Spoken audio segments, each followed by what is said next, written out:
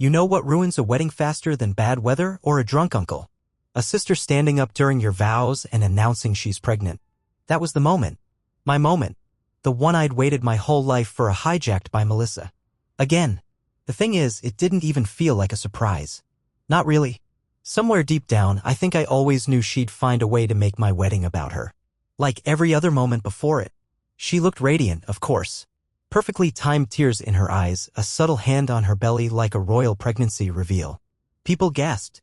My dad looked confused. My stepmother clapped. And I just stood there, veil halfway off, staring into the eyes of the man I was about to marry while the room spun in stunned silence. But I didn't cry. Because I'd cried enough 15 years worth, in fact. This time, I just smiled, turned back to Alex, and finished my vows like nothing happened. I think that scared her more than if I'd screamed. Because silence, that was always my power. And she never saw it coming. But I did. Because this wasn't just another one-off attention grab. No, Melissa had been playing this game long before I wore white. She was the star. I was the understudy. And every time I stepped toward the light, she made sure to dim it. What she didn't realize. This time. I had a plan. Melissa was the kind of sister people called magnetic. Effortless. The one everyone noticed the second she walked into a room. And me? I was the sweet one. The quiet one. The side character in my own life story. I didn't mind at first. I thought that's just how families worked. One of you shines a little brighter and the rest of you clap politely. But by the time I hit high school, the pattern was undeniable. It wasn't just coincidence. It was choreography. And Melissa knew all the steps. Freshman year, I won the math competition for our entire district. Came home beaming, holding a tiny plastic trophy that meant the world to me. 30 minutes later, Melissa comes downstairs crying, said she got accepted into a prestigious pre-college program out of state. Everyone forgot about the trophy. Junior prom, I finally got asked by my longtime crush, Tyler Pierce. I wore this ridiculous silver dress because Melissa said it made me look mature. I believed her. The next day, she's suddenly dating the captain of the football team. Tyler's best friend. At graduation, I was valedictorian. Spent weeks writing that speech. On the night of the party, Melissa stood up in front of our extended family, all misty-eyed, and announced she'd been offered a full scholarship from some school in New York. Everyone clapped. I gave my speech to a half-empty room. You could call it bad timing. But Melissa's timing was always perfect. And here's the thing that really messed with me, she never acted cruel. No overt insults. No sabotage. Just this endless, calculated gravity pulling every spotlight toward her. And I was left clapping in the dark, pretending I didn't notice. But I noticed. And by the time we hit our 30s, I wasn't just her sister anymore. I was her audience. People ask what my parents were like, how they let this happen. The truth? My dad didn't let anything. He just didn't look too closely. My mother passed when I was little. Melissa's mom, Karen, married my dad a few years later. Sweet smile, tasteful jewelry, and a softness that seemed comforting until you realized it was a smokescreen. Karen adored Melissa. That was no secret. She referred to her as my little firecracker well into adulthood. Me? I was always Kate. Just Kate. The daughter she got with the marriage. At the dinner table, Melissa could spend 20 minutes talking about her yoga retreat, her new job, her haircut. I once mentioned getting published in an academic journal. Karen blinked and changed the subject to Melissa's favorite candle scent. It wasn't cruelty. It was erasure. Softer. More permanent. And my father? He was the kind of man who mistook neutrality for peace. He hated drama. Which meant he hated confrontation. Which meant when Melissa turned my birthdays into announcements or my college acceptance into background noise, he just smiled like everything was fine. She doesn't mean anything by it, he'd say. Melissa's just expressive. I used to think if I stayed quiet, they'd see me clearer. That maybe silence would earn me respect. But all it earned me was invisibility. By the time I moved out, I had mastered the art of being forgettable. I spoke softly. I downplayed my wins. I swallowed my frustration with a smile. But deep down, I wasn't small. I was just waiting. Alex was the first person who actually saw me. Not the version of me that blended into the background. Not the polite, careful shadow I'd become around my family. Just me. Fully. And somehow he liked what he saw. We met at a museum of all places in front of a contemporary art piece I didn't understand and said so out loud. He laughed. Said he'd been pretending to get it for 5 minutes just to impress the woman standing next to him. We talked for hours that day. About art. About music. About the absurdity of brunch culture. He was curious. Grounded. Kind in the way that doesn't ask for credit. I told him about my work. I'm a museum program coordinator, which is a fancy way of saying I help other people feel seen through art. I left out the part where I spent most of my life being invisible. And he never treated me like a backup act. Never looked over my shoulder for someone more interesting. He listened. Really listened. The first time he met my family, Melissa cornered him with a martini in one hand and a story about her recent emotional breakthrough during a silent retreat. He nodded politely, then found me in the kitchen and whispered, "Does she always monologue like she's narrating a documentary about herself?" I laughed so hard I almost dropped the lasagna. For the first time, I didn't feel like I had to explain or defend my family's weird orbit. Alex just got it. Saw through the performance. He asked me to marry him on a quiet morning while I was still in pajamas, brushing my teeth. No flash, no audience. Just us. And when I said yes, it wasn't just because I loved him. It was because with him, I didn't feel like a side character anymore. I was ready to be the main one. Planning the wedding should have been a dream. And it was for a while. The venue was perfect. Alex was all in. My friends were thrilled. Even my coworkers surprised me with a scrapbook of well wishes and awkward Polaroids from our museum events. But deep down, I was waiting for something to go wrong. Not because I'm a pessimist, but because I have a sister. Melissa didn't show any red flags at first. Just little yellow ones. "Are you sure that dress flatters your figure? Wow, you're really not going to hire a planner? Brave. Oh, you're using roses? So traditional." I ignored her. I'd learned to. Besides, I was too busy being genuinely happy, which, frankly, felt suspiciously new. Then came the bridal shower. My friends organized it tasteful and warm. Just the right mix of cheese cubes and mildly embarrassing games. Melissa arrived 45 minutes late wearing white. I don't think anyone else noticed. I did. She brought a gift, a set of engraved champagne flutes with her initials on them. "Oh my God," she laughed, "how did that happen? I swear the woman at the store must have misunderstood." I smiled, bit my cheek, moved on. That's what I do. But it kept happening. Every time I posted something about the wedding, Melissa had an announcement. A new business idea. A sudden serious thing with some guy named Ryan. Even a spontaneous trip to Tulum the same week Alex and I picked for our engagement shoot. She double-booked herself again. And when I quietly pulled my dad aside and said, "This is starting to feel familiar," he just sighed. "She's your sister, Katie. Don't let little things ruin this time for you." Little things. 15 years of little things. By the time the wedding week arrived, I wasn't anxious about saying my vows or walking down the aisle.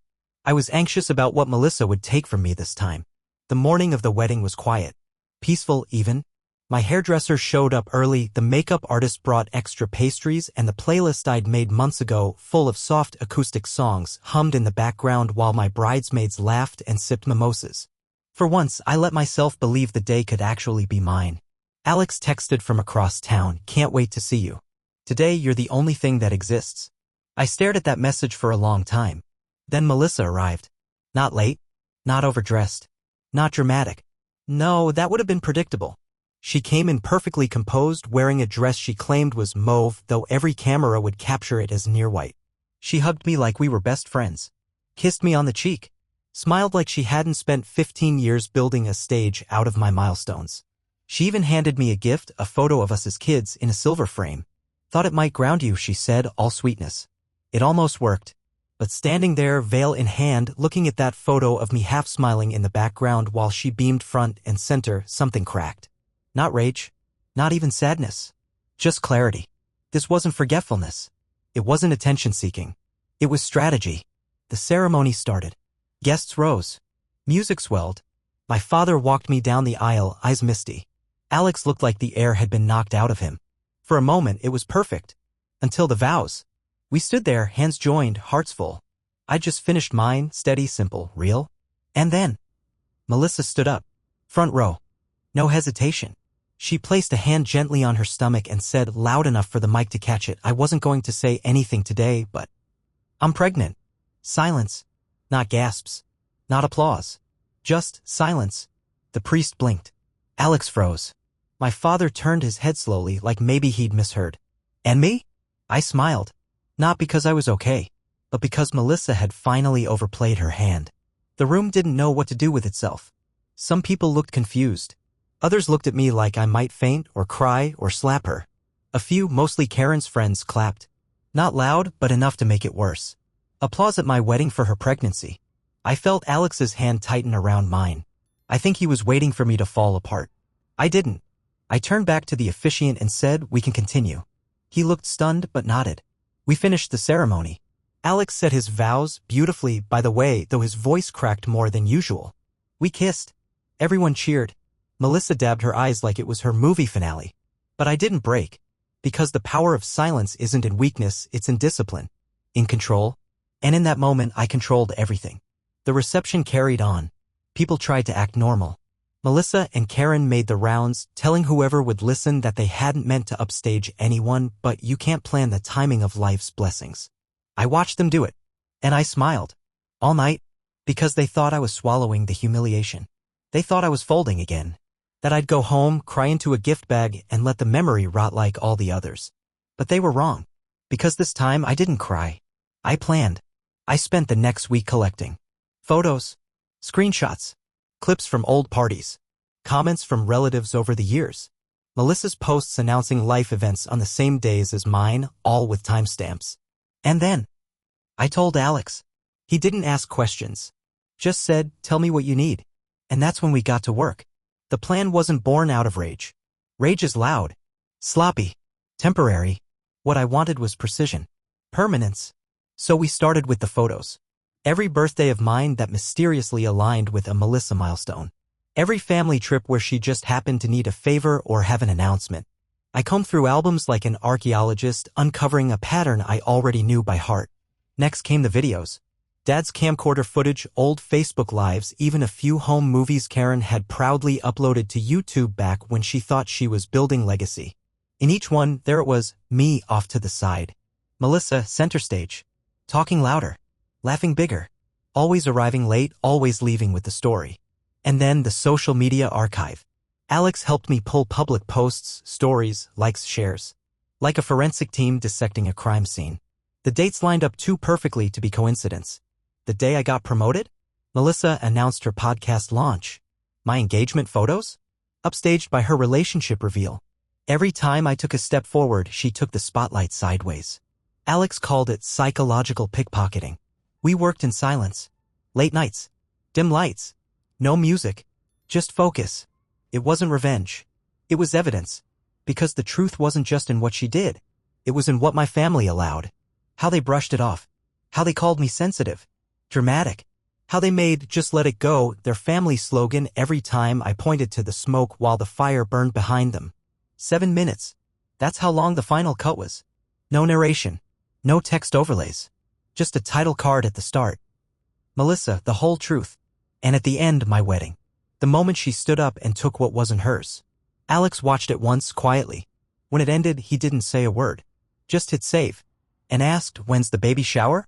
The envelope was pink with tiny golden baby feet stamped in the corner. Inside, a pastel card read, "Please join us in celebrating Melissa's journey into motherhood. Special guest speaker, her beloved sister, Kate." My name was in script. Centered. Like a trophy on a shelf. I stared at it for a long time, not because I was surprised, but because of how predictable it was. This wasn't an olive branch. It was a setup. A stage. Karen had texted 2 days before, "Melissa really hopes you'll speak. It would mean a lot. She's trying, you know. Right?" She was trying. Trying to turn her baby shower into my public reconciliation arc. I didn't respond. But I did RSVP. And the morning of the shower, I got ready like I was going to war. Not angry. Not dramatic. Just focused. I wore a navy dress. Clean. Simple. Understated. Not because I wanted to disappear, but because I didn't need decoration to hold power. The venue was exactly what I expected. Rented garden hall, white balloons, mason jars filled with overpriced lemonade. A slideshow of Melissa's maternity photos played on a loop, all of them styled like high-fashion editorials, not a single one without her chin tilted just so. Karen greeted me like a diplomat. Melissa hugged me like a victor. I smiled through both. "Are you ready for your little speech?" she asked, glowing. "Very," I said. And I meant it. Because my laptop was already in the AV booth. My presentation was already cued. And all I had to do was press play. There was a microphone waiting for me near the dessert table. Lavender frosting. Custom cookies shaped like rattles. Everyone buzzing, laughing, trading guesses about baby names. Then Karen tapped a glass and said, "Before we move on to gifts, Kate has prepared something special for her sister." A few warm words. The room quieted. People turned their chairs. Melissa looked at me like a queen awaiting tribute. I stepped up, smiled, held the mic steady. I was going to write a speech, I said, voice calm. But then I realized I didn't need words, just truth. I nodded to the AV assistant. The lights dimmed, and the video began. At first, soft laughter. Melissa as a kid blowing out candles. Melissa on stage. Melissa in the center of every frame. Family smiling, clapping. Then it shifted. The patterns emerged. Cut after cut, moment after moment, each one showing me in the background, edged out, timed over. Every holiday, every graduation, every celebration where the spotlight wandered and Melissa gently pulled it back to herself. No commentary, no music, just the visuals, the evidence. The room grew still. The laughter stopped. Then came the big ones, my graduation speech, barely audible under the noise of Melissa announcing her scholarship. My engagement post, immediately followed by Melissa's sudden new relationship. The bridal shower, the white dress, the flutes. And finally, the wedding. The clip played, me in white. Melissa rising. I wasn't going to say anything, but silence. The screen faded to black. No applause. No reaction. Just wait. Karen looked like she'd swallowed glass. Melissa's smile cracked, frozen in place. And then a voice broke the silence. "Is that real?" It was Melissa's mother-in-law. Her face pale. Before anyone could answer, someone else stood up. My father. He cleared his throat. For the first time in 15 years, he didn't look away. "It's all real," he said. "All of it." For a long second, no one moved. Then came the shift, subtle, like gravity changing direction. Melissa's husband looked like he'd been punched. Not in the dramatic, shouting way, just stunned. Quiet. He didn't look at her. Just stared at the blank screen like it was still playing. Karen was the first to speak. Of course she was. "This is ridiculous," she snapped. Manipulated. Taken out of context. But no one backed her up. Not this time. I watched Melissa's face, the way it twitched, trying to decide which version of herself to become. The victim? The misunderstood sister? The wounded mother-to-be? But there were no lines left for her to play. Her mother-in-law stood and excused herself, barely glancing at Melissa. Her husband followed. Two aunts whispered, stood up, left their gifts behind. Karen kept talking, trying to fill the silence with justifications, passive shrugs, something about jealousy and overreacting. Then my father turned to her. "You knew," he said. "You knew this was happening and you let it." Karen stared at him like a stranger. Melissa finally spoke. "It was just bad timing," she said, soft, trying to smile. "I never meant to, eh?" But she didn't finish. Because even she didn't believe it. I stepped away from the mic. No victory speech. No final word. I didn't need one. The room was already choosing. As I turned to leave, my dad followed. Outside, in the parking lot, he stopped me. "I should have protected you," he said. "I see that now." I didn't hug him. Didn't cry. I just said thank you. Because after all these years, it was the first time he'd ever said anything at all. The fallout didn't come all at once. It trickled in texts from distant cousins, quiet calls from family friends, old acquaintances who'd watched the video with wide eyes and closed mouths. No one said it directly, but the message was the same: we didn't know. Of course they didn't. That's how people like Melissa operate, not with explosions, but slow leaks. Moments. Timing. Distractions dressed up as coincidence. Karen naturally went full offense. She left me a string of voicemails, each one a masterpiece in emotional gymnastics. "You've humiliated the family.